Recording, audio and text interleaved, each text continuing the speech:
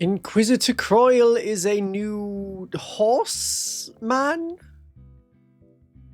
He has a fancy hat, a conquistador hat, and he's an Inquisitor apparently. I don't know why we need yet another Inquisitor. This could have been Rich Man Big Game Hunter that travels the galaxy shooting big aliens from his horse. And he contracts or supports other Imperial forces in the process. The points are not known for the model, but I would expect more than 55 points, which is the points for a Jackal Alphys, and they give the Genestealer cult the ability to re-roll hit rolls of 1 in the shooting phase, if they hit with their 3+ shot. Our Inquisitor has a very similar rule. They will probably end up more like 80 points, like the Tau Lone Spear.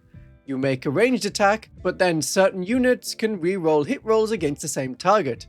They have an okay gun, they're lone operative, the Lone Spear can shoot and move, Inquisitor Kroyle has a better armor save and invulnerable save, so about 80 points seems right.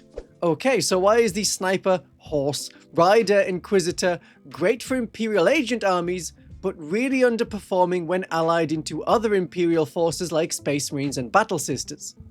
The profile and basic stuff about the datasheet first. Inquisitor Kroyle is an Imperial Agents character, faction keywords, Agents of the Imperium. Then you use the Assigned Agents rule, which is the only Imperial Agents army rule at the moment, to send him to other Imperial factions. So if you play Adeptus Sororitas, you can include him in your army.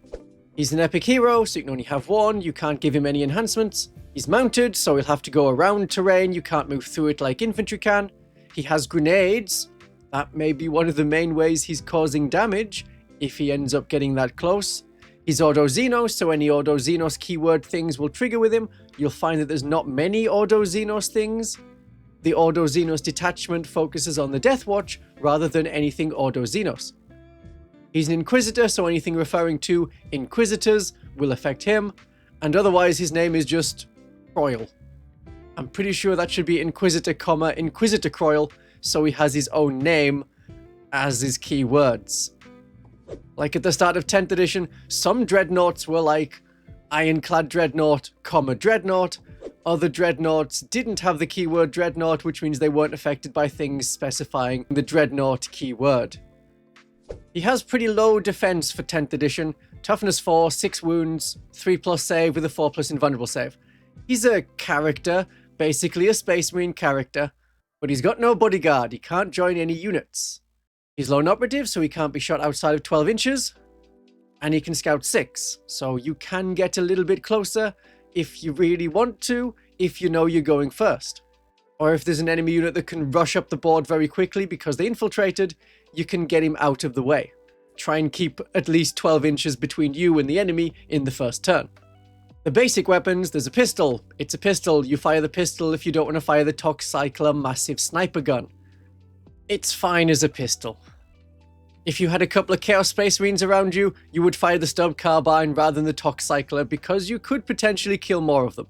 And you'd still be wounding on a 3+, still at AP -2, still 2 damage. At least in its initial sense. But a Chaos Space Marine only has 2 wounds, you don't need to do more than 2 wounds. In combat, there's 5 attacks from the Butcher's Blades, they're 1 damage, and 4 attacks from the Horse, also 1 damage. Not doing a great deal amount of damage, but that's not really their job. But people will look at the Tox-cycler, look at the special rule of the Tox-cycler, and think, oh, we're gonna do great things here, we're gonna slay God. And you won't. So in your shooting phase, after you have shot, so after you've done the hit roll, the wound roll, any saves, then, if your model scored a hit with the Tox-cycler, until the end of the battle, improve the strength by 2 and the damage by 2. The damage can't go above 6, the strength is in theory unlimited, but limited by the number of battle rounds that you're playing. You could be strength 16 by the end. You wouldn't fire it at strength 16 unless on Overwatch, because you would have shot in all 5 of your game turns. Now people are looking at that and thinking, oh my goodness, it's fantastic, and I don't think it is. So turn 1, you go first. You can't see any of the enemy units because they're hidden behind line of sight blocking terrain. So you don't shoot in turn 1, unless you want to go up really close with your scout move and your 12-inch move and want to die. So in turn 2, that's the first time you shoot, and it's a weak profile. You might do 2 wounds to a monster. It's anti-monster 2+. Or using the precision rule, you could attack a character, and it's not enough damage to kill any character. They have 3 wounds at least. So it's turn 3, and now you're shooting. And okay, you now have a strength 8 sniper rifle that's damage 4.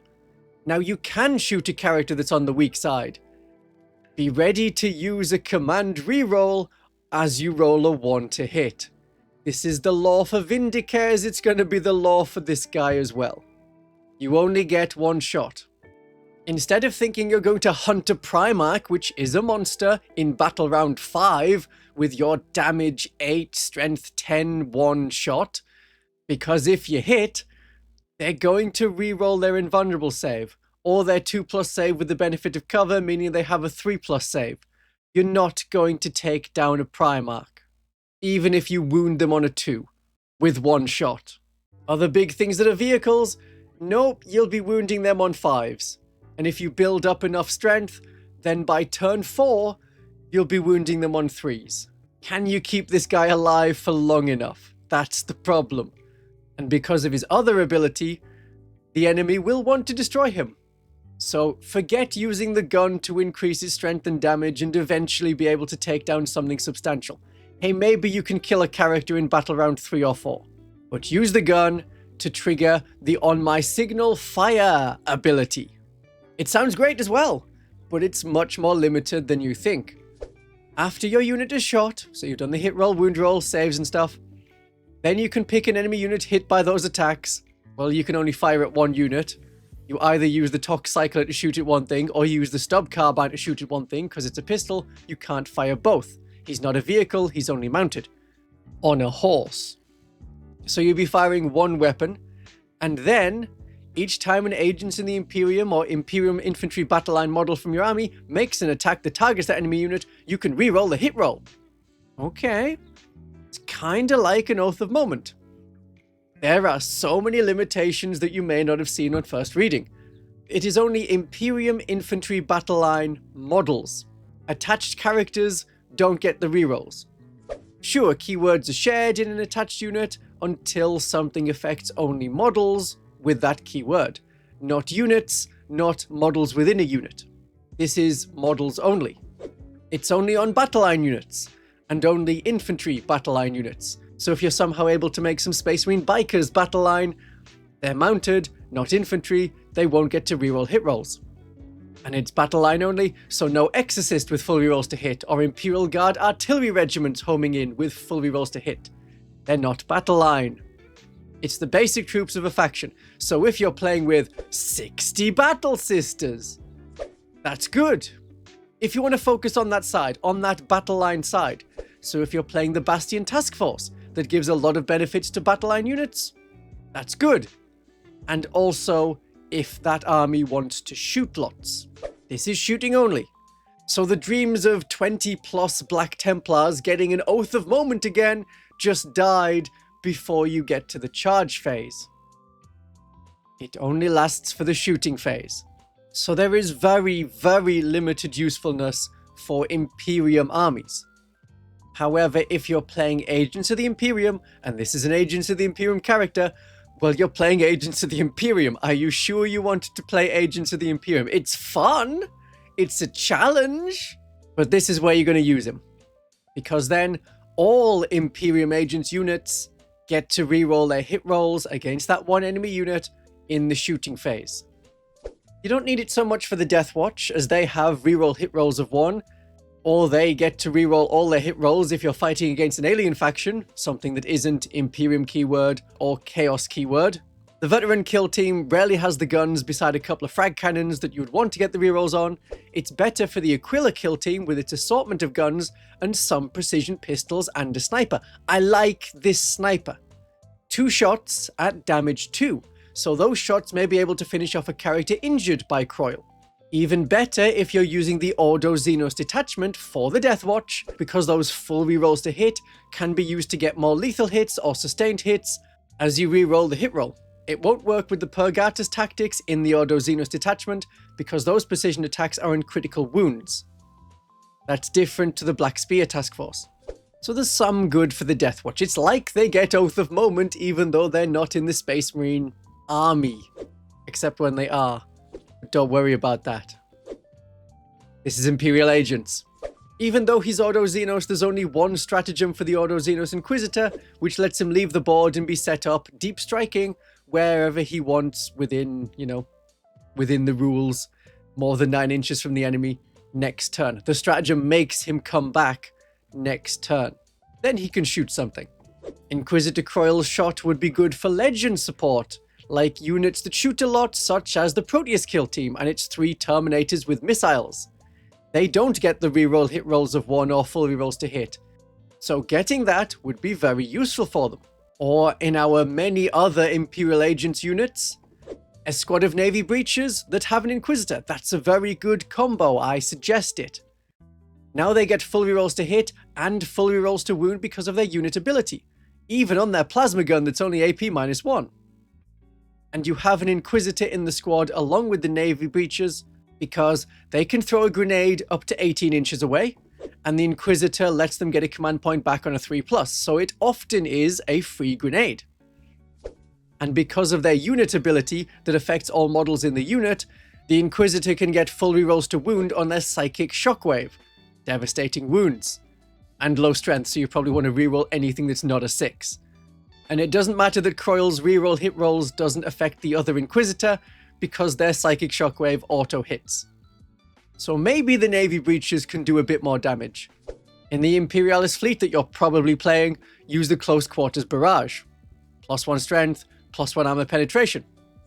Inquisitor Kroyle will be useful in Imperial Agents armies because it gives them a bit more firepower, and it will work on any of the shooting. A Battle Sister squad and their Immolator. Reroll the hit rolls on the Twin Multi-Melter. A Death Watch Aquila kill team, and their Corvus Blackstar. Maybe you can cause some more damage as an Imperial Agents army, otherwise the main Imperial Agent tactic of get onto an objective with a lot of objective control and try and survive with whatever invulnerable saves you can muster up. Like a 5+ from the Imperialis Fleet Detachment rule, or the Displacer Field stratagem, which gives your unit a 4+ invulnerable save, and lets you move after getting shot. So there's an optional stratagem for Kroyle. If he gets shot by one thing, get him out of line of sight before he gets hit by something else. Then maybe you can kill one model in the coming turn. The Imperial Agents are not short of precision assassins. But full rerolls to hit, that's what they could use as a benefit. And so that's my recommendation. Get the horse if you want the horse. And as it's going to be an expensive model, I would suggest a Death Rider with a Skitarii rifle. That would look right. Doesn't have to be the Arquebus, more likely the Skitarii rifle being held across the shoulder. Do any head swap you like, and there's your Inquisitor Kroyle. Or you can use an older model that you may have in storage that looks almost identical. Let me know what you think of the model, and have a great day of 40k.